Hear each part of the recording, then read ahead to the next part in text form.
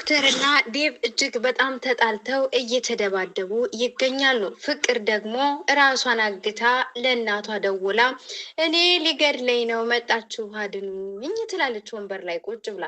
እማዬም በጣም ተጨንቀዋል። ልጄ እኮ ነግራኝ ነበረ አላወቅኩም እንጂ እያለች በጣም ተጨናንቃለች።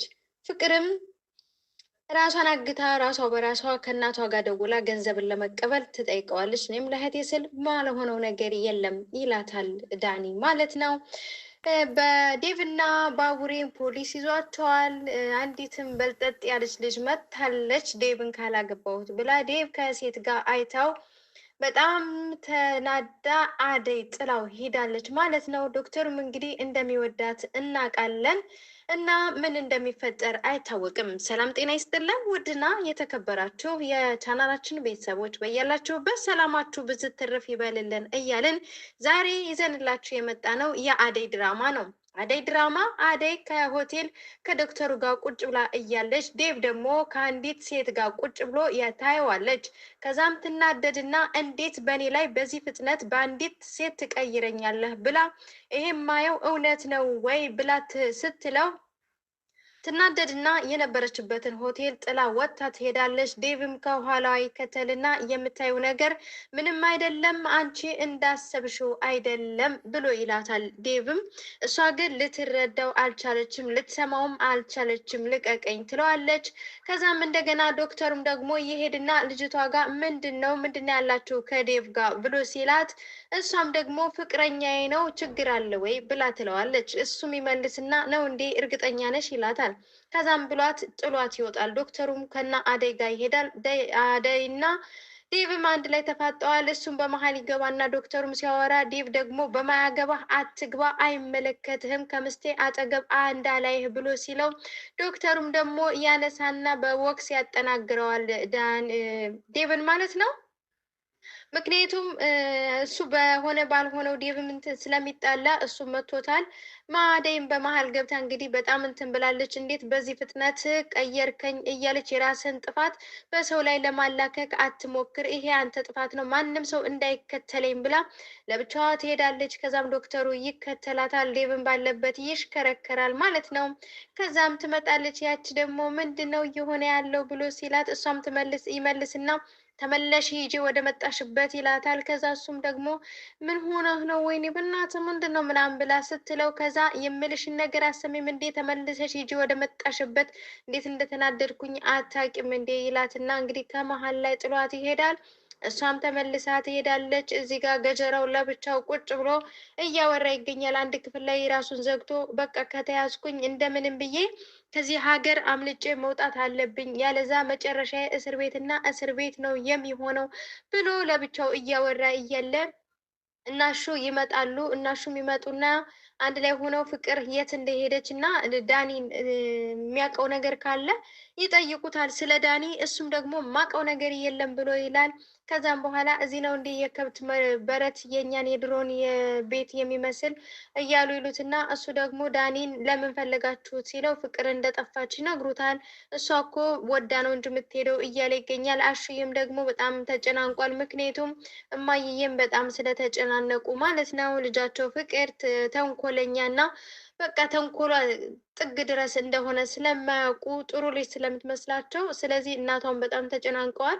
ልጅ እኮ የዛኔም እየነገረች ነበረ፣ የሚከታተለኝ ሰው አለ ብላኝ ነበረ፣ አልሰማዋትም እንጂ እኔ አልተረዳዋትም እንጂ እያሉ እማዬም በጣም ተናደዋል ማለት ነው። ገጀራውም ከዚህ ክፍል ወጣችሁ ጥላችሁ ውጡ ሲላቸው ማን ይቆያል እዚህ ክፍል ሲጀመር ብሎ አሹም በጣም ይናደድና ጥሎ ይወጣል ማለት ነው። እዚህ ጋር አንድ ላይ ይወጣሉ። ከዛም ሁሉም ተከታትለው ጥለው ይሄዳሉ ማለት ነው። እሷም ደግሞ ማውቀው ነገር የለም ምንድን ነው የምታወሪው ይላታል።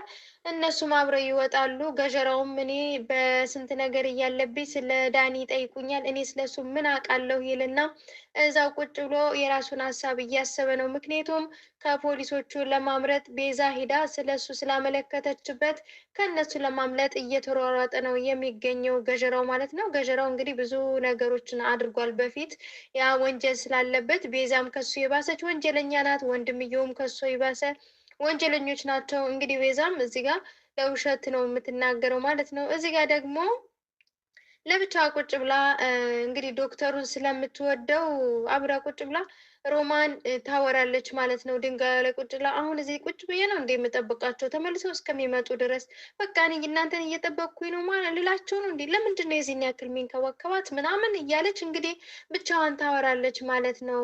እያወራች እያለ አቤ ይመጣል። አቤ ይመጣና ምን እየሰራች ነው ይነ ዳይመንድ ቦታ ይላታል። ማን አረገው የነ ዳይመንድ ቦታ ትለዋለች። ከዛም በኋላ ና ቁጭ በያዝ ትለዋለች። እዚህ ሲላት አዎና እዚህ ትለዋለች። እሱም ቁጭ ይልና ትጠይቀዋለች ጥያቄ ማለት ነው። የሚወድህን ሰው እንዴት ነው ሳትናገር የሚወድህን ሰው እንዴት ነው ማወቅ የምትችለው ብላ ነው የምትጠይቀው አቤን ማለት ነው። እሱ ደግሞ እንዴት ሳትነግሪኝ እኔ ማለት ምክር ልሰጥሽ እችላለሁ፣ መጀመሪያ ያንቺን ችግር ለእኔ መንገር አለብሽ ነው የሚላት አቤን ማለት ነው።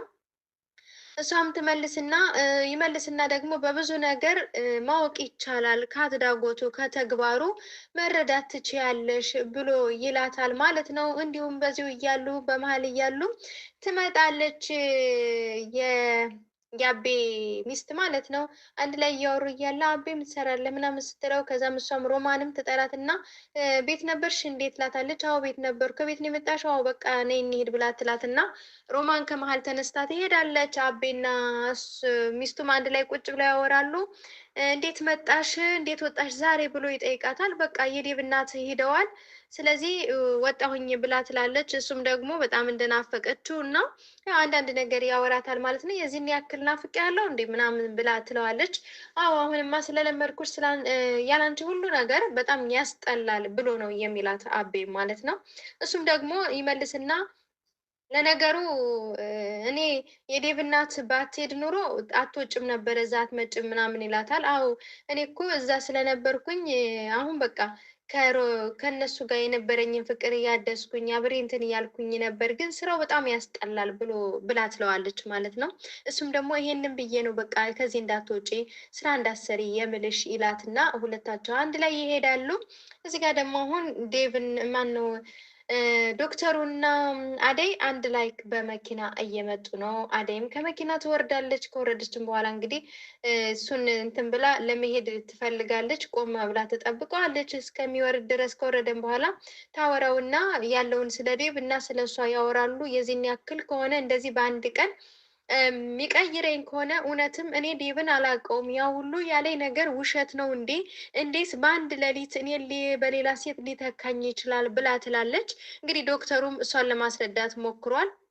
ምክንያቱም እናቱ እኮ የልብ ህመምተኛ ናት እና ስለዚህ ለመረዳት ሞክሪ ለእናቱ ብሎ ይሆናል ምናምን ብሎ ሲላት፣ እሷም ደግሞ ትመልስና እኔማ አሁን እኮ ተረዳሁት፣ የእውነት እንደሱ እንዳለው ቢወደኝ ኑሮ እናቱ እንደዛ ክብሬን ዝቅ ስታደርገኝ መናገር ነበረበት ብላ ትላለች። እንግዲህ ዶክተሩም አንዳንዴ ካነጋገሩ አደይንም ይደግፋል፣ ዴቭንም ይደግፋል። እሱም ደግሞ አደይን እንደሚወዳት እናውቃለን። ለሱ ብትሆንለት ምኞቱ ነው፣ የሚፈልገው ነገርም እሱ ነው። ግን ደግሞ እዚህ አሁን ዴቭን ተረድቶታል ማለት ነው። ለምን ለእናቱ ብሎ ይሄን ነገር እንዳደረገ እያስረዳት ነው የሚገኝ። እሷ ግን እሳት ሆናለች ማለት ነው።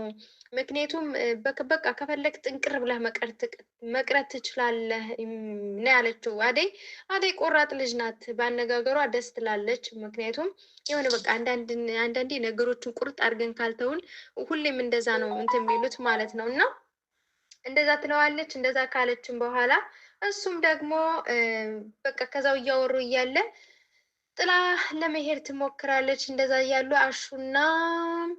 አሹና ዳይመንድ ይመጣሉ ማለት ነው። እዚህ ጋር ከፍቅር ጋር ዳኒ እና ፍቅር አንድ ላይ ቁጭ ብለዋል። እንግዲህ ዳኒ ጠልፎ የወሰዳት ሰው መሆኑ ነው፣ አግቶ ማለት ነው። እሷ ደግሞ ወንበሯ ላይ ቁጭ ብላ እንግዲህ እንዴት አድርጎ እናቱ ጋር እንደሚደውል እንዴት አድርጎ እናቷ ጋር እንደሚደውል እንዴት አድርጎ ድምፁን ቀይሮን ማስረዳት እንዳለበት በቃ አንዳንድ ነገሮች በስርዓት እያስረዳችሁ ነው ማለት ነው።